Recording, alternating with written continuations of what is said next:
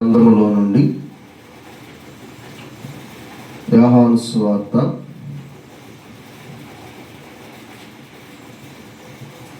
14వ అధ్యాయము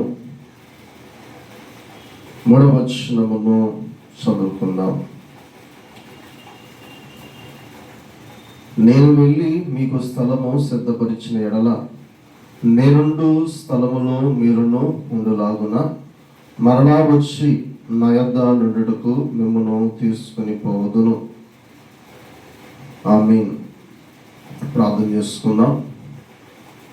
పరిశుద్ధుడు అయిన తండ్రి, దయగలిగిన దేవాని వందనములు. ఈ రాకడ మాసములో ఈ మొదటి ఆదివారపు ఆరాధన దినమందు నీ పాద సన్నిధిలోనికి మమ్మల్ని చేర్చుకొని, దేవా, నేను స్తుతించి గణపరుచున్నట్లు నీ ఆత్మ సహాయముతో మమ్మల్ని నడిపించినందుకు నీకు వందనములు, స్తోత్రములు చెల్లిస్తూ ఉన్నా.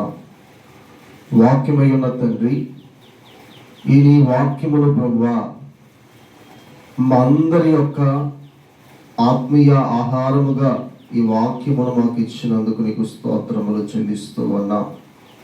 మహిమ కలిగిన తండ్రి, ఈ నీ వాక్యము చేత మమ్మలను వెలిగించొచ్చు అన్నారు. ఆ వెలుగులో మమ్మలను నడిపించొచ్చు అన్నారు. అందుకొరకై నీకు వందనములు, స్తోత్రములు. ఈ వాక్యము ద్వారా మా ఆత్మీయ జీవితమును వృద్ధి గావించొచ్చు, మమ్మలను వృద్ధిలోనికి నడిపించొచ్చు.